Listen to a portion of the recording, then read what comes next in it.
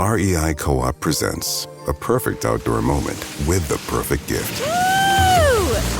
Picture this. You're ripping with your favorite person. Bluebird skies, blower powder, and frankly, you're skiing like legends. So sick. Another lap? Thanks to REI's curation, from lid to sticks, you nailed the gift. No way. How'd you know? Does it get more perfect than that? Give without guessing. Shop in store or visit rei.com. This episode is brought to you by Netflix. Jay Kelly, the new film from Academy Award nominee Noah Baumbach. George Clooney stars as an actor confronting his past and present on a journey of self-discovery, alongside Adam Sandler as his devoted manager. Critics are calling it a declaration of love to the chaotic art of filmmaking, with the Wall Street Journal praising it as a transcendent comedy drama. Jay Kelly is now playing only on Netflix. Ben Franklin's World is a production of the Omohundro Institute. Ever wonder how the Supreme Court really became supreme? The decisions of Chief Justice John Marshall in the early 19th century did much to strengthen the judicial branch of government in the United States and to define the three-branch arrangement that is so basic to the American system of government. And as we learned in episodes 210 and 211, if John Adams had not nominated John Marshall to the Supreme Court in 1801, we'd live in a very different America today. The John Marshall Foundation, located in Richmond, Virginia, was founded in 1987 by a group of dedicated lawyers and corporate leaders, the Virginia Bar Association, and the Association for the Preservation of Virginia Antiquities, so that we could learn more about this great Chief Justice. Go to their website, johnmarshallfoundation.org, to learn more about his landmark court decisions, his many other civic contributions, and his family life in Richmond. Teachers and lifelong learners like us will find a wealth of resources on that website, including articles, books, videos, and other materials for classroom use. To learn more, visit johnmarshallfoundation.org.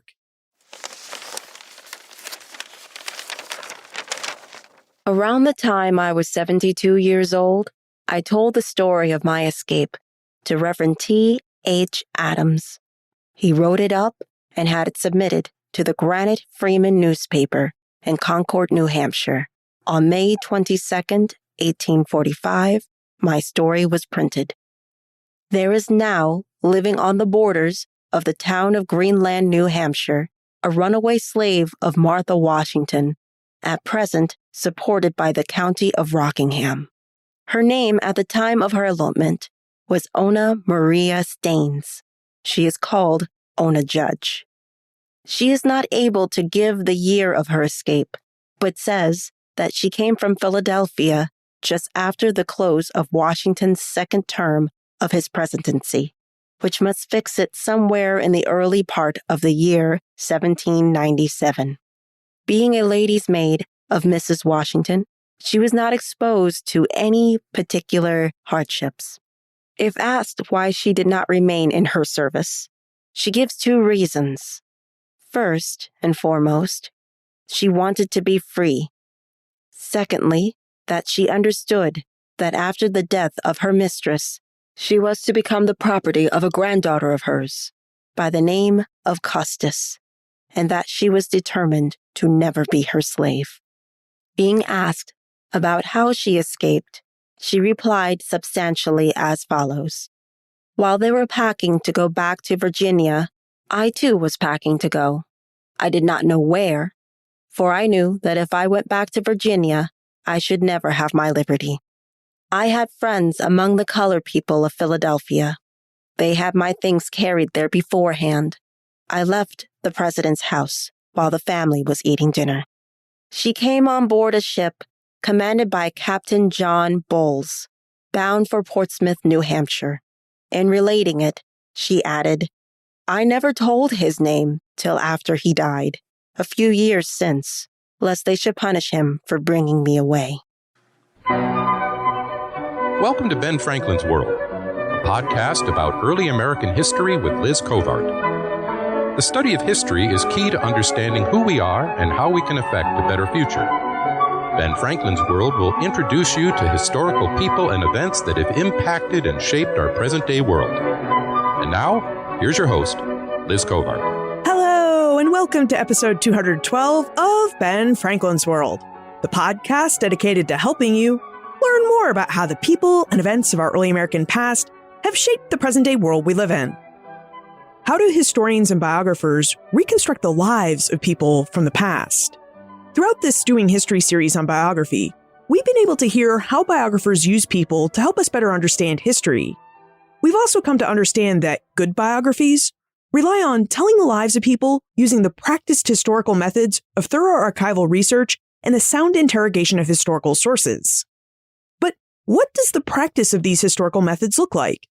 How do historians and biographers use them to write biographies?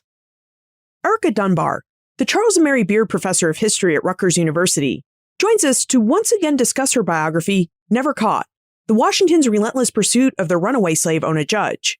However, unlike our earlier conversation with Erica in episode 137, in this conversation, we're going to focus on how Erica was able to recover the life of Ona Judge from the archives by using the very methods our earlier guests described when discussing the work that goes into writing a good biography, thorough research, and the sound interrogation of historical sources.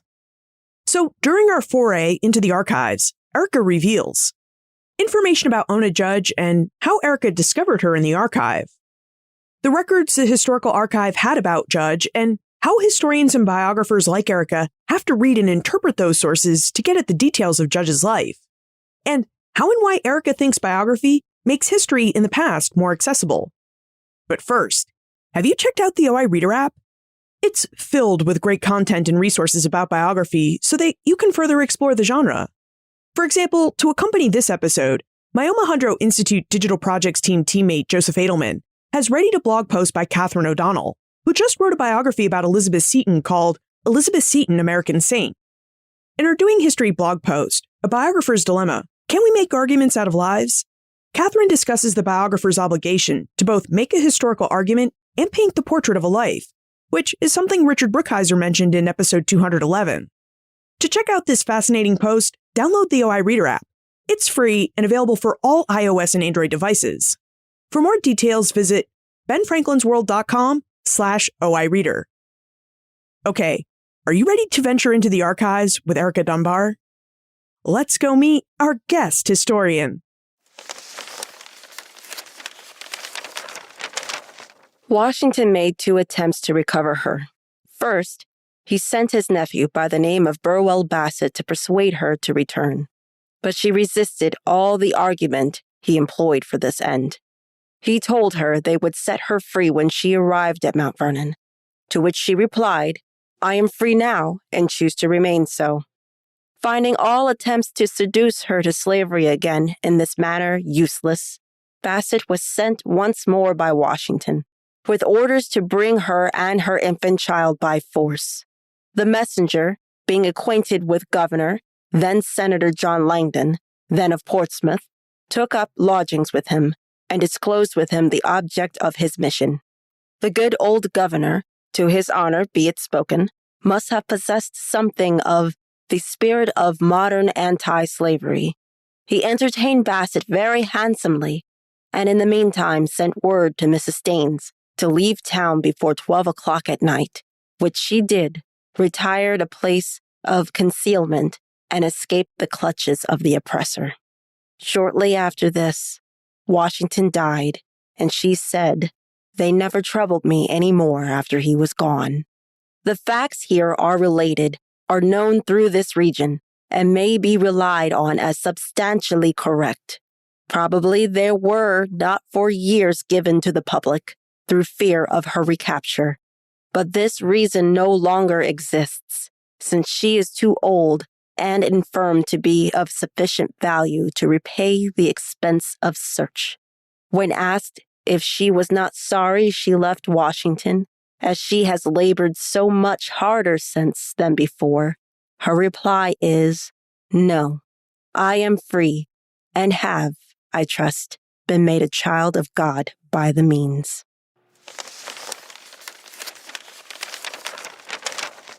Our guest is the Charles and Mary Beard Professor of History at Rutgers University and the former director of the Library Company of Philadelphia's program in African American history. Her scholarship focuses on African American women's history, and she's the author of 2 books, including Never Caught, the Washingtons' relentless pursuit of their runaway slave, Ona Judge, which was a finalist for the 2017 National Book Award for Nonfiction. Welcome back to Ben Franklin's World, Erica Dunbar. Oh, it's so wonderful to be here. Thank you for having me. We're really delighted to have you back, Erica. Now, you last joined us for episode 137 to discuss the life of Ona Judge. And today, we'd really like to know more about how you uncovered Judge's remarkable story. So, would you mind starting us off with a reminder of Judge's story and what drew you to it? Yeah, Ona Judge's, her story is, as you say, remarkable and a story of courage. It's a coming of age story. It's everything that a historian hopes to find when they're in the archives. And I was fortunate in that happened for me. Ona was an enslaved woman born around 1773, 74. And she was the legal property of Martha and George Washington. She spent her early years at Mount Vernon, became Martha Washington's preferred slave. And when George Washington was elected president, he and Martha, family members, as well as 7 enslaved people, traveled to New York and then later to Philadelphia, the site of the nation's capital. Ona Judge was one of those enslaved people who traveled with the Washingtons. She would spend really what we would call now her teenage years in the urban North, a very sort of different space than where she had grown up at Mount Vernon. And at a certain moment in her life, as she approached 20, 21 years of age, the Washingtons made a decision regarding one of their granddaughters, a decision that would affect Ona's life.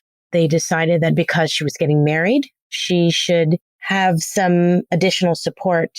And Ona Judge was the person that would lend that support, that Ona would basically be given away as a wedding gift. And this sparked one of her most courageous decisions in her life, and that was to flee from the most powerful, well-known family in the new nation. And so in May of 1796, Ona Judge left the president's mansion in Philadelphia. She escaped for a life in New Hampshire and would spend the rest of her years on this earth knowing that she was a fugitive, knowing that she was the legal property of Martha Washington's heirs, knowing that she could be dragged back into slavery at any moment. And really, for the first years of her status as a fugitive, she spent every day, every night looking over her shoulder, knowing that the president would come after her, and he did just that. Now, you mentioned that Ona's story is the type of story that every historian wants to find in an archive. And I wonder, how did you find Ona's story in the archive? Yeah, it's interesting. Since the book came out in 2017, I've had the opportunity to talk to so many people about how I came to writing Never Caught. And I always say that I was in sort of the right place at the right time, meaning that I was finishing a book on Black women in the urban North during the early Republic and the antebellum era. I had spent many, many years sort of researching what life was like for these women. And while I was sort of finishing up some work on that first book, I came across an advertisement, and it was a runaway slave advertisement for Ona. And it was a moment that was sort of breathtaking and made me sort of stand still. And I thought, who is this woman? She's just popped up on my screen, or rather my microfilm screen. And why don't I know about her? Here I am as a supposed expert on African-American women's history from this time period, and I don't know this story. And that is troubling. And so, I found her while I was working on another project. By saying this, I risk my credibility as a historian, but in many ways, I sort of feel like Ona found me. And I think that those of us who work specifically in biography, sometimes we come across these characters, these people in history, and we just sort of know that we're the person to tell their story. And so what I always say, it's been an obligation to tell Ona's story, but also an honor. So I think it was a combination of both me finding her in the archives and perhaps her finding me. The runaway advertisement for Ona made you stand still. What exactly did this runaway slave ad look like, and what did it say that made you stand still?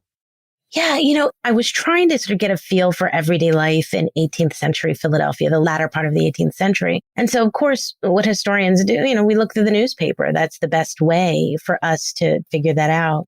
And I was reading through ads. And at this moment in 1796, slavery was really pretty much on its last leg. I won't say it was extinct because it wasn't. There were still a few people who were enslaved in the city of Philadelphia and then more in the surrounding area in Pennsylvania. But for the most part, when we compare it to other places throughout the new nation, slavery was on its deathbed. So to see a runaway slave advertisement in a local newspaper, it actually appeared in 2 newspapers, but I was looking at the Philadelphia Gazette. I thought, okay, there's a few runaway ads. They're still sort of trickling in. But this advertisement, as I said, sort of stopped me in my tracks because it read something like absconded from the household of the President of the United States. And I thought, whoa, wait a minute. Okay, it's 1796. The President of the United States was George Washington. Wait, George Washington is advertising for a runaway slave in Philadelphia in 1796?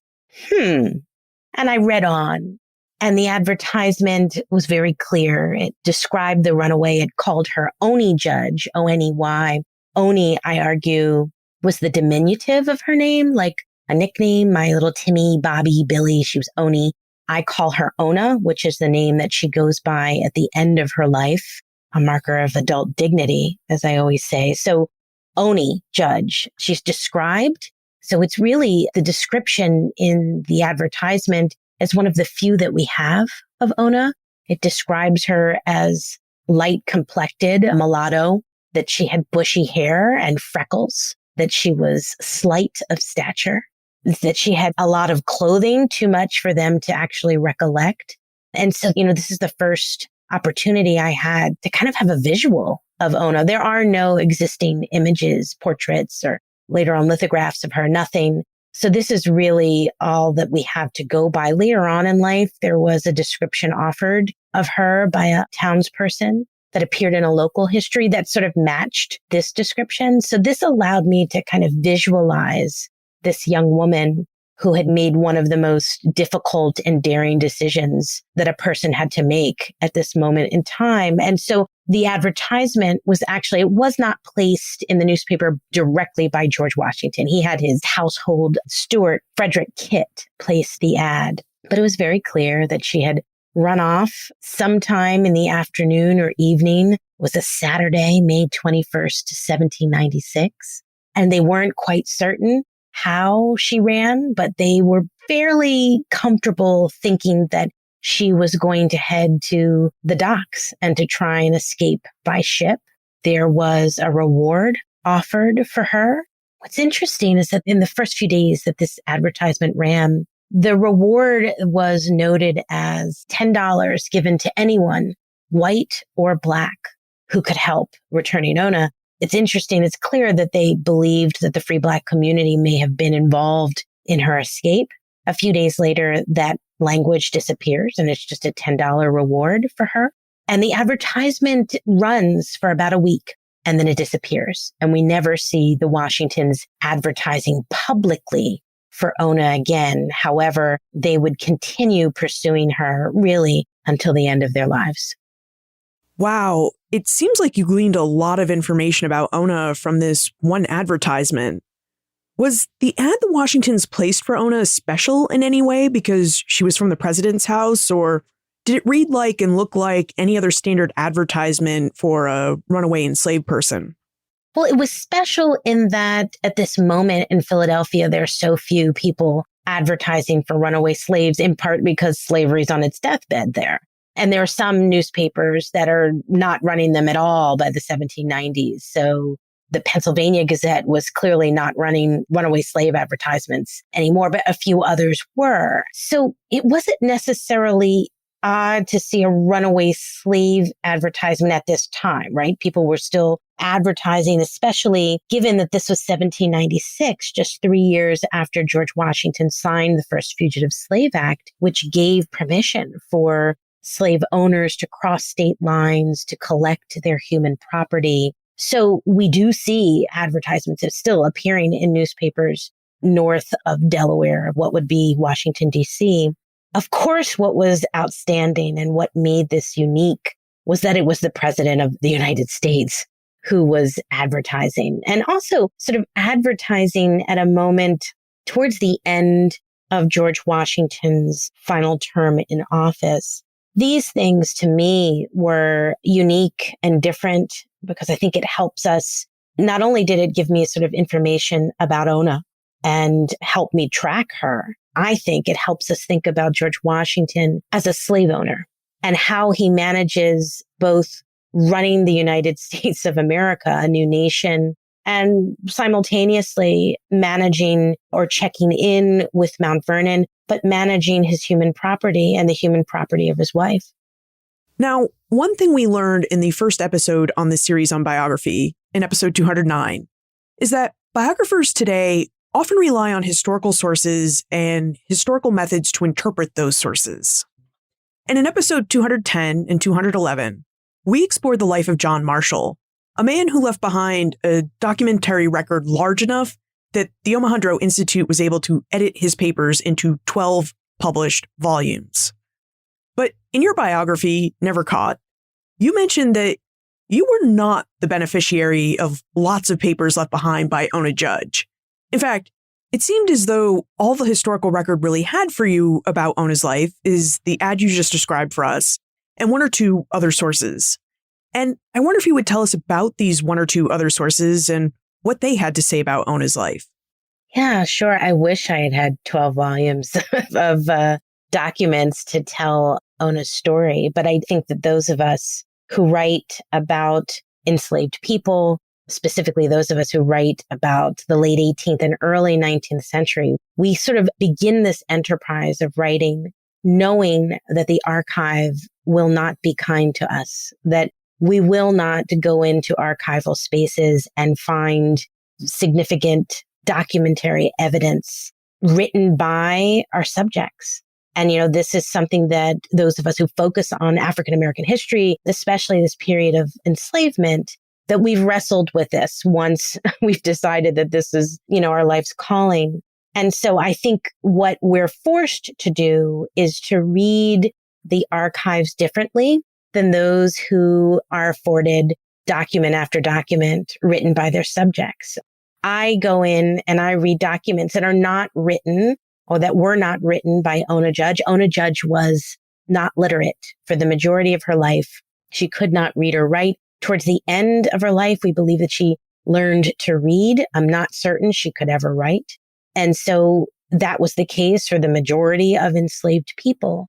And what that means is that I have to look at documents. I have to read documents and read them carefully and read in between the lines. So while I had this runaway slave advertisement, I was also able to piece together Ona's life as an enslaved person at Mount Vernon and in New York and Philadelphia by looking at the records and the log and account books held by the Washingtons. So I knew when Ona received money for new stockings or when she received an allowance for a new pair of shoes. These are the kinds of sort of needles in haystacks that allow people like myself to do the work of what I call is recovery work, right? Recovering these people, finding their lives and breathing a depth and intricacy into the narrative of their lives. I think that, of course, you always want, if possible, to have a source authored or spoken by your subject. And so I was fortunate in that Ona did leave 2 interviews towards the end of her life. She left one interview that she gave in 1845 in the Granite Freeman, which was a New Hampshire abolitionist newspaper. And then in 1847, on New Year's Day, her story is told to thousands of readers in William Lloyd Garrison's Liberator, the most well-known abolitionist newspaper of the 19th century. And so while this was an interview that happened toward the end of her life, it gave me the ability to corroborate some of the evidence that I had in my possession to sort of build this story, but also more importantly, it gives us her word, her voice, although told through another writer. She herself did not write the interview herself. This was an oral interview, yet they were tremendously important in helping me weave together the threads of Ona's story. I wonder if you would tell us how you got at Ona's voice through her story as told to these two religious men who wrote the articles about her life. Because I've read those articles, and there's just not a lot of Ona's voice in them. I mean, she was really just quoted a couple of times in these two pieces. So how did you know that you could trust the details about Ona and her life in these articles when these details didn't come directly from Ona? Well, that's a great question. The people who wrote these interviews were, as you say, religious men. Reverend T.H. Adams was one, and Reverend Benjamin Chase. They were both clearly religious men, but they were also abolitionists. So it's very clear that Ona's story appears in abolitionist newspapers in the latter part of the 1840s, at a moment in which abolition as a movement is gaining power and gaining strength. And her story is used to sort of show the long arc of slavery and the problems of slavery dating back clearly to George Washington with Ona's story and earlier. I think that's a valid question. Like, how do we know what's Ona's story? What's her interpretation, her feelings versus these men who wrote the interviews? And what I'll say is that she gave me evidence that the few lines in her interviews, she tells us who ferried her away from Philadelphia eventually to New England. She mentions him. She simply gives his last name, Bowles. And that one small comment telling us who the ship captain was that took her from Philadelphia. Well, that led me on it took me maybe several months to track down this man, John Bowles, who was indeed a ship captain, who was from New Hampshire, who had a shipping business that carried candles and saddles and molasses up and down the New England and mid-Atlantic coast. He would travel from New England to New York and sometimes to Philadelphia. And by finding that name and then finding his business and checking the logs of ships that left the port of Portsmouth, New Hampshire, and then entered the ports of Philadelphia, I was able to define and to corroborate that John Bowles was indeed in Philadelphia in May of 1796, that he was selling his wares and that he was taking passengers as well for additional money, and that he returns to New Hampshire in June of that year. So while I don't have a piece of paper, a log manifest of a ship that says Ona was a passenger, this one little sort of hint that she gives us in her interview allows me as the historian, as the biographer, to build that story about her escape, about her leaving the president's mansion and eventually finding her way to Portsmouth. And it's sort of those kinds of moments that helped me fill in blanks. And I'll be honest, when I started this project, I did not know if I was going to have enough evidence to write a book. I thought first, maybe this is going to be an essay. And the more time I spent on this project and looking not simply at her interviews, but also the records from Mount Vernon, the records in Philadelphia, and then later on census records and newspaper accounts in New Hampshire, there was enough. It became clear there was enough to rescue her story from the shadows of the archive. And that becomes the sort of driving force when you realize you have enough to do what we do as historians in this kind of careful, methodical way of documenting our primary sources. I also knew from the lack of supporting evidence that I was going to have to fill in spaces on occasion with what I call informed speculation. And I can talk a little more about that, but I'm hoping that more and more scholars, especially those of us who work in this time period, who work on recovering the lives of enslaved people, feel emboldened enough to do this kind of work. Would you tell us a bit more about informed speculation? I mean, you've just provided us with several examples of how you turned really needles in archival haystacks into information that you could use to flesh out Ona's story. And one of the really big criticisms about biography as a genre is that you can't really get into the head of the person that you're writing about, so authors tend to speculate. So as a historian and a biographer, how do you approach speculation? Yeah, no, I feel like methodologically, I'm trained as a social historian and I follow the sort of codes and conduct of what social historians do. We look for evidence, we look for documentation, preferably in a printed form. However, what's become very clear to me is that methodologically, we need to push back a little bit on those boundaries about what is appropriate documentation, what is credible. And, I, of course, made that decision to use her interviews and to take her interviews, although not written by her hand, as a sort of important primary source by which to base part of the book. But I'm also sort of looking for people, especially those working on the lives of enslaved people, to think methodologically about humanity and to think about the importance of conveying humanity in men and women and children who are considered the legal property things of someone else. So there were moments that I didn't necessarily have a description of how Ona was feeling about one thing or another. If I'm reading through George Washington's letters, he does tell us when he's feeling sad or upset or angry. And his biographers are fortunate to have that kind of evidence. I didn't have that. And so in those kinds of situations, I was very careful to speculate based on the human experience and also based upon the experiences of other enslaved women who I may have some record or document that tells us how she was feeling when she was being pursued as a fugitive. So no, do I have Ona's voice saying, I felt scared when I was on the ship leaving Philadelphia to Portsmouth? No, I don't have that. But how could she not be? And I do have documentation about other people who fled from slavery and about their feelings. And so with that said, I was careful to always make certain that the reader knew when I was speculating.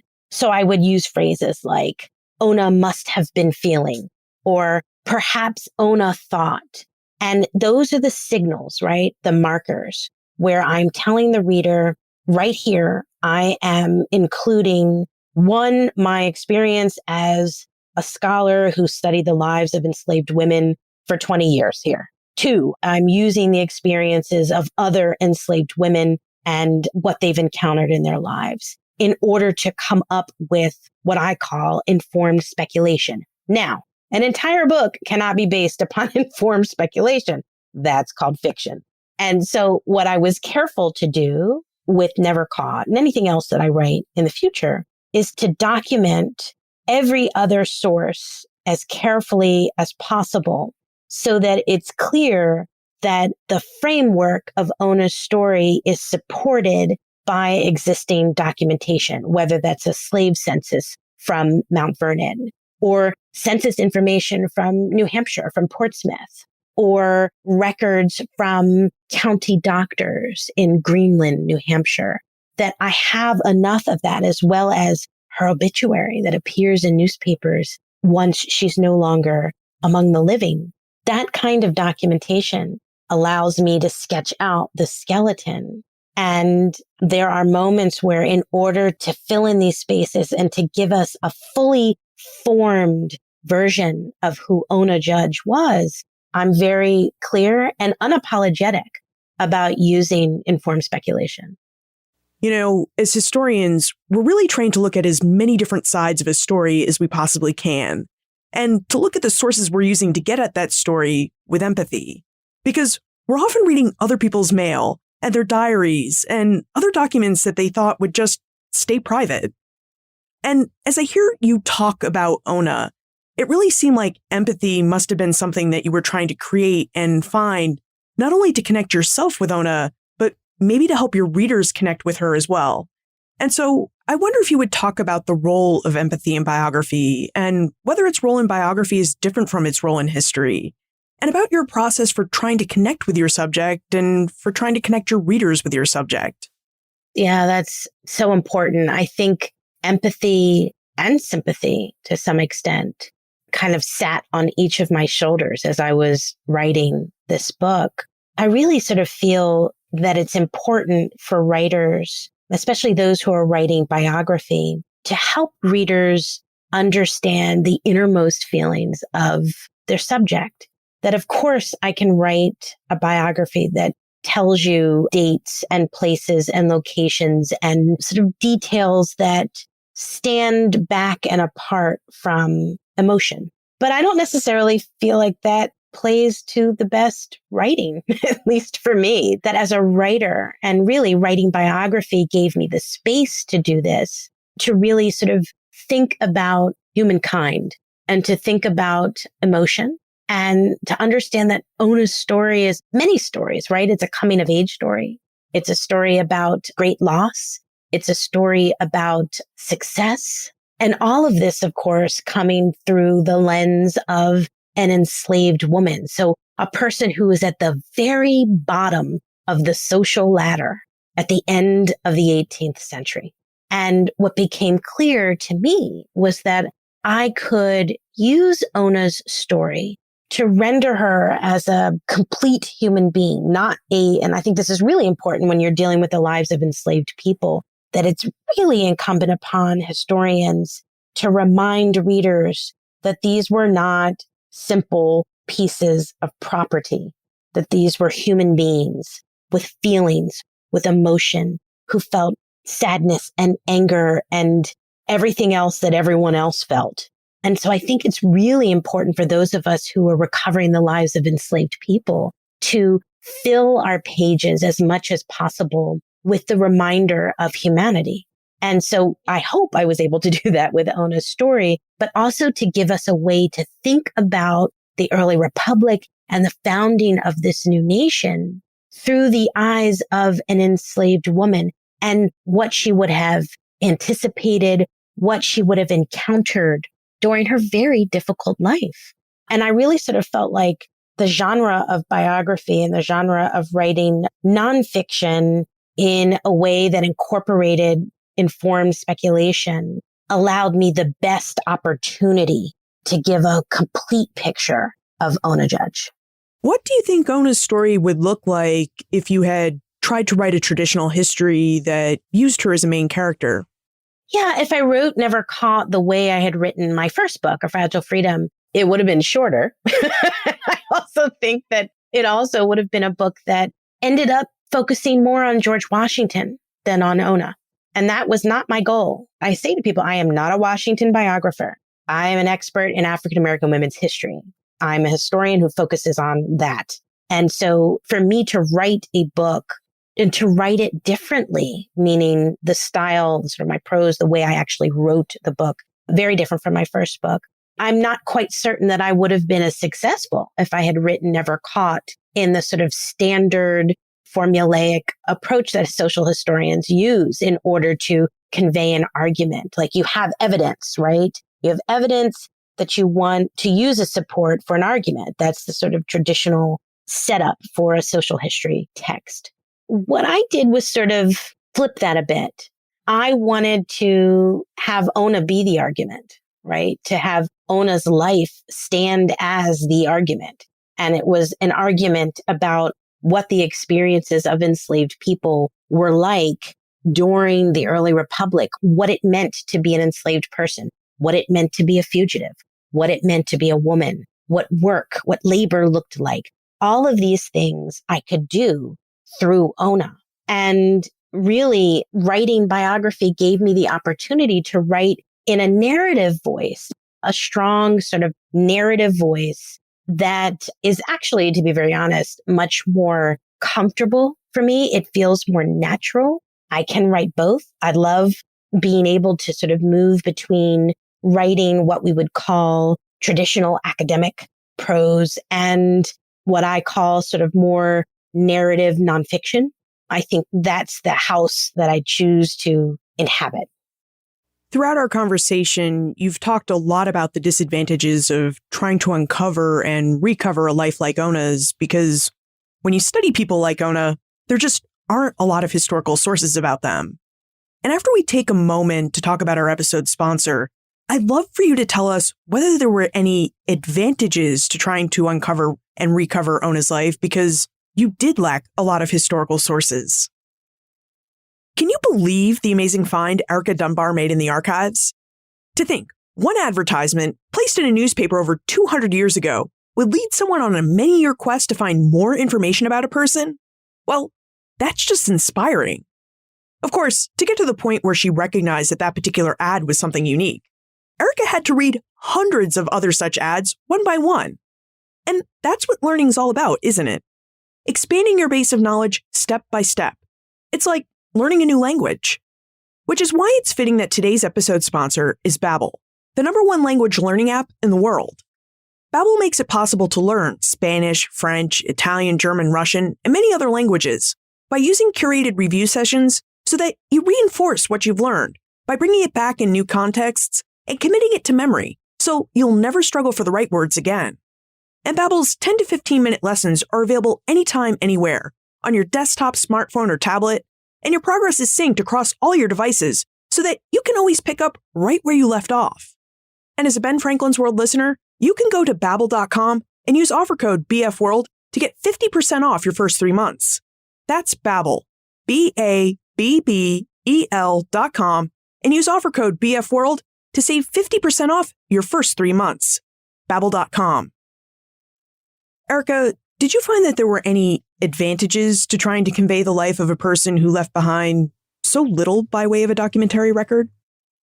I don't know that I saw it as an advantage. I think that it makes you spend, well, first of all, you spend much more time looking under every rock and in every archive library that you possibly can, looking for needles in haystacks. So in some ways, I think it makes you a more astute reader, more of a detective, perhaps, because you are looking for what you almost know is unavailable. So I think it does make you read things with clarity and sharpness that I appreciate as a historian. I'm not certain that it benefits me in any other way except for I can use a book like Never Caught that focuses on Ona Judge, that includes informed speculation in order to bring in the lives of other unnamed women, women who were fugitives, who were indentured servants, who were enslaved people, whose names will probably never be known by the majority of the reading public. But their lives help inform Ona's experience. And so I do feel that it's a bit of a benefit to be able to include these folks via informed speculation to, in some way, say their name, to have them counted, to have them be a part of the historical record, if not very sort of directly, at least in one way, shape, or form. And so I'm hoping that the people's lives upon which I drew for Never Caught are pleased with what I've done. Now, many biographers write historical biography, which is a form of historical writing that typically uses the lives of, quote, great human beings to convey a deep understanding about past societies and their institutions. And throughout this Doing History series on biography, we've learned an awful lot about the Constitution and the judicial branch of government through the life of John Marshall. And I wonder, what can the lives of men and women like Ona Judge teach us about past societies and their institutions? Yeah, no, I think that, first of all, we have to have their stories, right? That we have to have their stories to balance out what we call sort of top-down narratives, right? The men who are, at least in the 18th century, white, wealthy, literate, who are able to leave behind documentation about their lives and the way that they perceived life, at least in the 18th and 19th centuries. For people like Ona and for others, their stories help us complicate and really interrogate the story that we have, or rather the narrative around American history. That if we really want to understand the presidency, if we really want to understand the institution of slavery that was built and developed and lived for over hundreds of years, how can we not use these people's voices and lives to understand it? So we can get at a great deal by looking at someone like Ona Judge as a fugitive. Just the fact that she was indeed a fugitive and belonged to Martha and George Washington. The fact that she broke the law by stealing herself, her body, and fleeing from the Washingtons. We have an example of people who are asserting agency and understand the law and understand the consequences for breaking those laws in order to live as a free person. But it also gives us an opportunity when we look at how George and Martha Washington pursue Ona, gives us an opportunity to look and to see the not so great moments of these supposed great white people, great white men in particular, that they're never going to write about, right? So we know that George Washington pursued Ona, and then he pursued her without any real respect of the Fugitive Slave Law of 1793. He does not follow the standard protocol that he himself affirmed and wrote into law. And so this is a moment where we see, once again, if the purpose is helping readers to understand humankind, to understand people, that people are people, and that at their core, they're conflicted. And at least with the case of George Washington, to trouble the sort of narrative that we have about a man who supposedly could tell no lie and didn't chop down cherry trees or whatever. You know, the fact that he pursues Ona across state lines and he does not use the apparatus in place to collect a fugitive tells us a lot about him as a human being.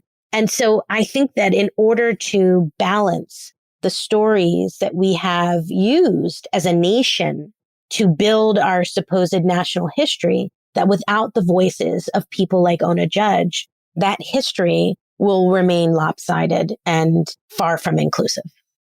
Now, in addition to writing a biography about Ona Judge's life for adult readers, you've also been engaged in writing a biography of her story for children, which is titled Never Caught, The Story of Ona Judge, George and Martha Washington's Courageous Slave Who Dared to Run Away. Erica, did you encounter any differences between writing a biography of Ona's life for adults and writing it for children? You know, it became very clear to me when, after the adult version of Never Caught was published, that I had so many teachers approaching me saying, we want to use this. These are high school teachers. And for, advanced high school teachers, they most certainly can and do use Never Caught. It's been adopted in classrooms across the country. But it became very clear to me that there is an audience of readers that deserve this kind of access to history, that it's not enough to expect them to wait until they are in their latter high school years or perhaps college to read a work like Never Caught, to learn from it. And I also sort of believe that as historians, we must give teachers the texts that they need to tell this history. As academics, we typically write for one another, right? For other scholars, we write for the field. And I do that. That's sort of the core of my work, or at least it has been. But I also feel a real obligation to push against that a bit and to understand that if we really truly want to change this narrative of supposed American history, of early American history, the 18th and 19th century in particular, then we have to start with younger readers, because the kind of history that they're getting is often from textbooks. They're short versions of, especially when dealing with slavery, perhaps they walk away knowing Frederick Douglass. Perhaps they walk away knowing Harriet Tubman, and that's probably it. And given the fact that I feel like education is one of the biggest civil rights issues of the 21st century, I feel the need to share this kind of history, which we typically write for adult audiences, with younger people. That's how we change a narrative. We don't wait till they're adults. We change it when they are young, when they are impressionable, when they're for the first time meeting history. They should be meeting Ona Judge, not just George Washington. So with that in mind, And having spoken to a lot of teachers, I made the decision to adapt Never Caught, the adult version, for a young reader. It's really a middle grade reader. So for students really from the age of, say, 8 to 13, depending on your reading level. And what I quickly realized was that I don't write for children. Like, that's not my thing. You know, when my toilet breaks, I call the plumber. I don't try to fix it.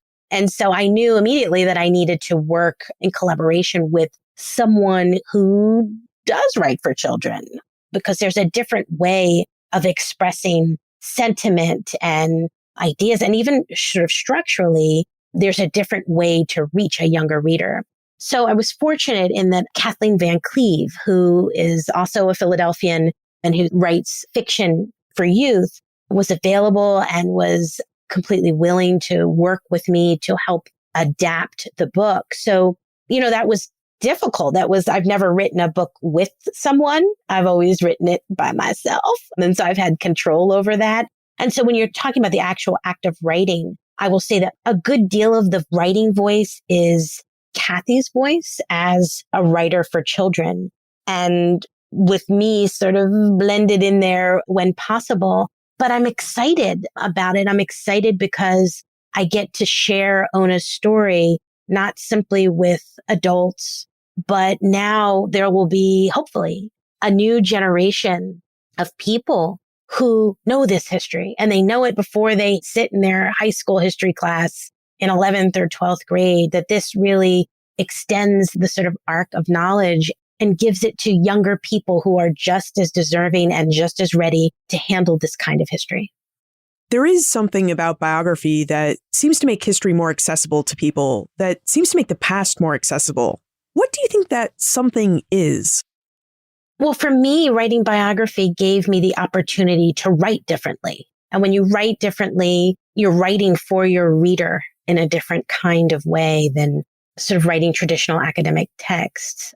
You think about what your reader wants to know, not simply about an argument, but about the kinds of things that perhaps we see as mundane life that a reader would want to know. So, for example, with Ona, what did it mean to be a fugitive and to work in New Hampshire in the 1790s? What kind of work would she do? Okay, she would wash clothes for a living. What did it mean to wash clothing in the 18th century? How did somebody make soap? How did you collect water? How did you heat that water? How did you do this with 8 feet of snow outside of your door? These are the kinds of things that I think allows historians who write biography to pull in their reader, to allow them to see the kind of everyday cycle of life and for it to be relatable. And I think biography gave me the opportunity to do that with Ona, but more specifically, it gave me the opportunity to write in a way that I wrote for my reader. You know, when we read biographies of the founders and other so-called great human beings, we often read about the lessons we can learn from their lives and about the legacies they left behind. So what lessons do you think we can take away from the life of Ona Judge, and what do you think her legacy is? Wow. There's so many lessons that we can learn from Ona. I think the first one, of course, is to never give up, to stand up for what you believe to be just and right, even in the face of great adversity. This was a woman who, for the most part, should not have been able to live detached from the Washingtons. She beat the president. She beat Martha Washington. She did what very few people had ever been able to do. She stood in her conviction that she deserved to live as a free person. And when asked in her interview at the end of her life if she regretted doing what she did, because her life was far from easy, a sort of impoverished fugitive in New Hampshire, she says sort of quickly in her interview, no, that she doesn't regret her decision. She was able to craft a life of her own. She was able to live, albeit confined, albeit as a fugitive, and also albeit a very sort of difficult, impoverished life. But it was a life with decisions that she made on her own. And so I think that in many ways that this is that kind of story of overcoming great odds, the lesson of standing your ground, of making strong relationships with those who are willing to help, and then to be bold and forthright in your decisions. I think that that's what we take away from Ona's life. Let's move into the time warp. This is the fun segment of the show where we ask you a hypothetical history question about what might have happened if something had occurred differently or if someone had acted differently.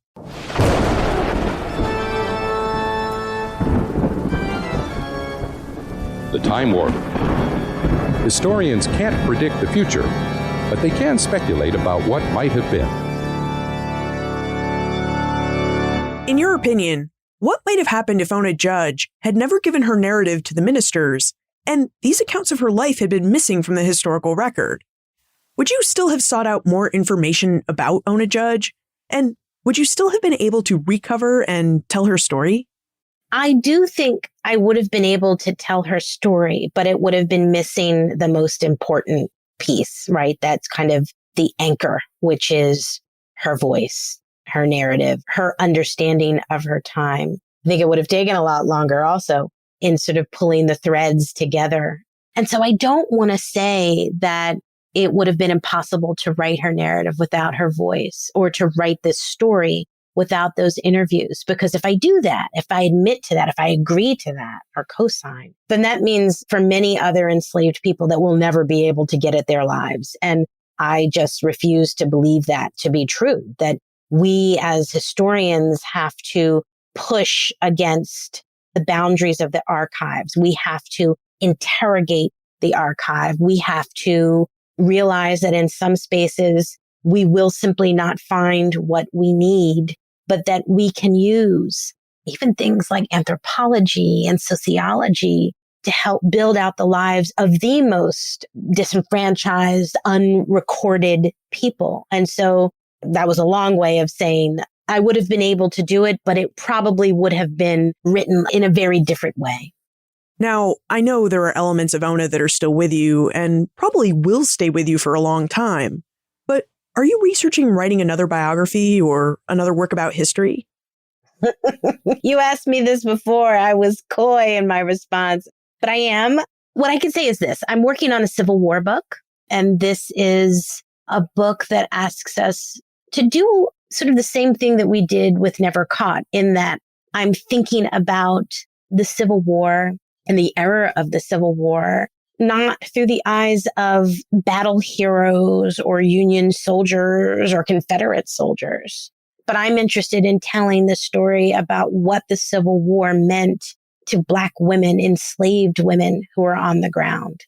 And so my project focuses kind of on ground zero, in that I'm in Richmond, Virginia a lot these days. So I'm still trying to be coy and not tell you everything. But what I will tell you is that this is a book that's going to help us through a central character, through a central story of one specific Black woman, that will help us understand the Civil War better, that will help us understand also what the years leading up to the Civil War meant to Black women, but also the years afterwards, the years when slavery was over and amendments were passed and a war had come to an end, but there was once again great work to be done. So I'm hoping to add, in much the way that Never Caught added to the narrative of history about the early republic, I'm trying to do that in another space that I feel has been, for the most part, controlled and saturated with the stories of white men.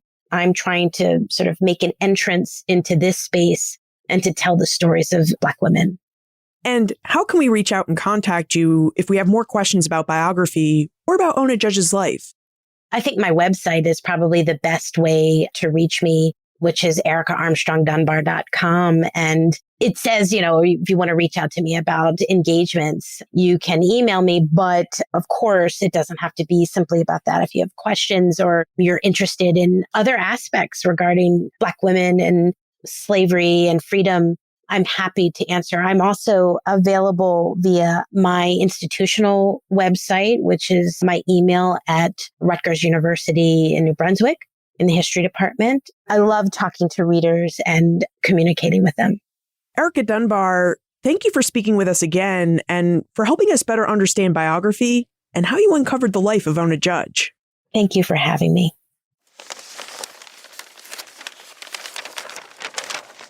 In 1846, I spoke with another minister, Reverend Benjamin Chase. He wrote my story as a letter to the editor of The Liberator. It was published on January 1st, 1847. I have recently made a visit to one of General Washington's, or rather, Mrs. Washington's slaves. It is a woman, nearly white, very much freckled, and probably, for she does not know her age, more than 80. She now resides with a colored woman by the name of Nancy Jack at what is called the Bayside of Greenland in New Hampshire, and is maintained as a pauper by the county of Rockingham. She says that she was a chambermaid for Mrs. Washington, that she was a large girl at the time of the Revolutionary War, that when Washington was elected president, she was taken to Philadelphia, and that, although well enough used as to work and living, she did not want to be a slave always, and she supposed if she went back to Virginia, she would never have a chance to escape. She took a passage in a vessel to Portsmouth, New Hampshire, and there married a man by the name of Staines.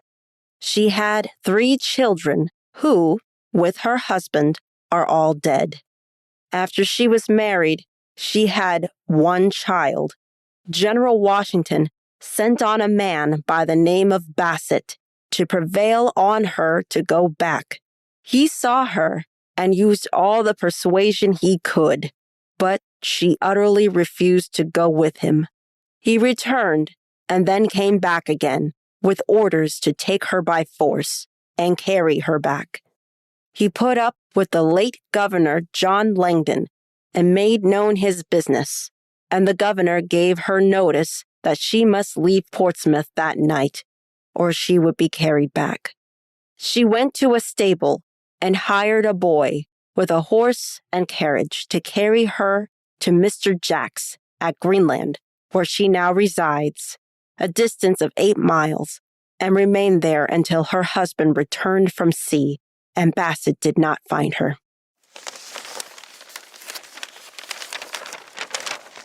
The life of Ona Judge is a remarkable story. It's a story of courage, of adventure, of coming of age. It's also remarkable in that Erica was able to find it at all. Ona Judge was an enslaved woman. She lived and worked in the household of George and Martha Washington, 2 people who left behind lots of documents about their lives. Well, at least George Washington left behind lots of documents because Martha actually burned most of her papers before she died. But Ona Judge, on the other hand, left us just a few quotes in 2 newspaper articles about her life. And as Erica noted, she wouldn't have left us much more than that because, like most enslaved people, Ona Judge was illiterate throughout most of her life. So, how do you uncover the life of someone and recover it from the archive when you have just a few quotes and a short advertisement written by someone else? As Erica detailed, you have to be persistent. You have to read the sources you do have very carefully. You have to track down any leads that you find so that you can corroborate what little information you have. And even still, this may not be enough to fully portray the life of someone who lacks a paper trail. Erica was able to track down many details about Ona Judge's life because she took the fragments of information she found in the Washington account books, in the runaway slave advertisement, and in the 2 interviews the abolitionist men wrote up about Judge's escape. Erica took all of these fragments and used them to track down more fragments, just as she told us she did when trying to figure out the identity of Captain Bowles. Yet, even with all of this hard detective work in the archives, Erica still found that she had lots of holes in Ona's story. Holes like, how could she relate to her readers how Ona may have experienced the physical act of her escape?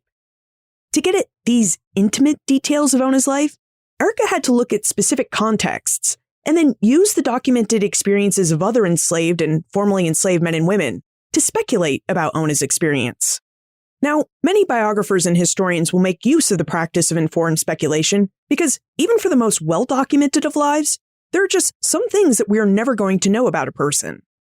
But as Erica mentioned, biographers and historians should be very clear with their readers about when they're speculating. So when Erica can't tell you what Ona was thinking or feeling, she turned to the documented experiences of other women in similar situations to note that Ona may have experienced her escape with great fear, or must have experienced her escape with great fear. Of course, all informed speculation must be used thoughtfully and as sparingly as possible, because if all a biographer is doing is speculating about a person, well, then, as Erica said, they're not writing a biography, they're writing fiction. So, how do historians and biographers reconstruct the lives of people from the past? They do it with a lot of work. Historians and biographers spend years in the archives tracking down information, and then they spend even more time interrogating what they found by corroborating information, by comparing information between sources, and by considering what motives a person had or under what circumstances they would have created a document, letter, or journal entry. This is the work of biographers and historians. This is what they need to do if they want to write a good biography. Well, this, and they also need to remember to keep the person or people they're writing about at the center of their stories. At their core, good biographies are about people, and they rely on telling the lives of people using the practiced historical methods of thorough archival research and the sound interrogation of historical sources.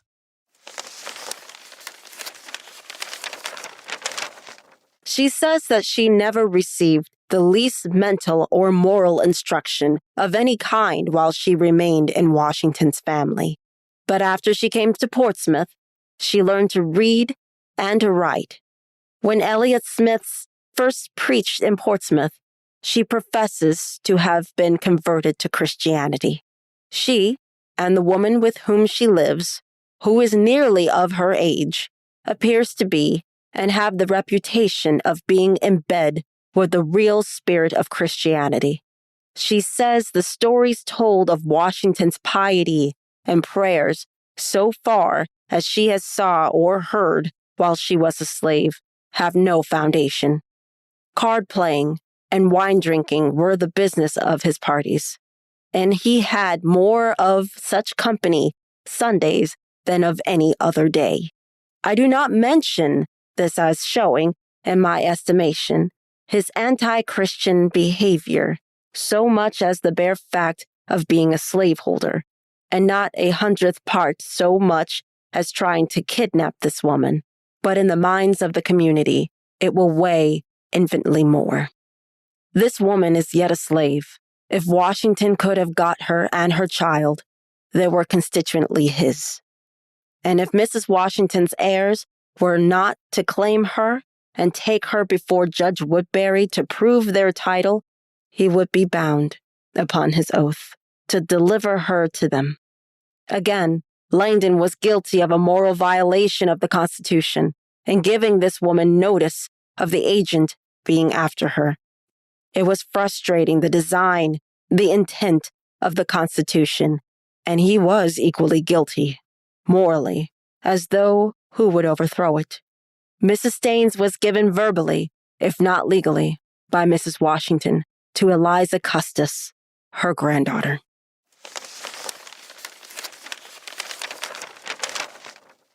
Look for more information about Erica, her book Never Caught, plus notes for everything we talked about today on the show notes page. benfranklinsworld.com/212. This episode concludes the Omohundro Institute's 4-episode Doing History series about biography.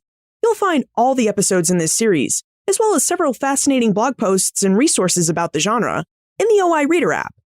The app is free and available for all iOS and Android devices, so download it from your favorite app store or visit benfranklinsworld.com/OI Reader. Learn a new language.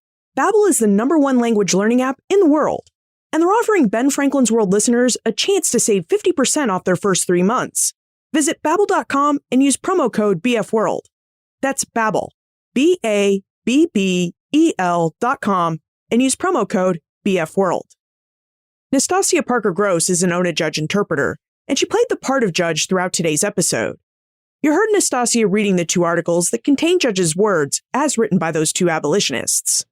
To learn more about Nastasia and her work, visit her website, tigerlilythreads.blogspot.com. As this is the last episode in the Omohundro Institute's 4-episode Doing History series about biography, I'd like to give a shout out and a thank you to my Omohundro Institute Digital Projects team teammates, Joseph Edelman, Kim Foley, Martha Howard, Emily Sneff, Holly White, and Karen Wolf. These wonderful people have worked behind the scenes to help me make this series possible. Thank you for all your help, team. Finally, what other behind-the-scenes tours about the practice and process of history would you like to take? Let me know what you'd like to explore in future Doing History series. Liz at benfranklinsworld.com. Ben Franklin's World is a production of the Omohundro Institute. And remember, never leave till tomorrow that which you can do today. Are you interested in the parts of history that remain a mystery? Do you want to learn more about the historical myths and misconceptions used to prop up false belief today? I'm Nathaniel Lloyd. In my podcast, Historical Blindness, I delve into all of these topics, sharing puzzling tales from the past and examining hoaxes, conspiracy theories, and misremembered events that provide insight into modern politics and religion. New episodes every 2 weeks. Find Historical Blindness on most podcast players and platforms. As a longtime foreign correspondent, I've worked in lots of places, but nowhere as important to the world as China. I'm Jane Perlez, former Beijing bureau chief for the New York Times. In our third season of Face Off, the US versus China, we'll explore some of the biggest issues dividing these global powers today.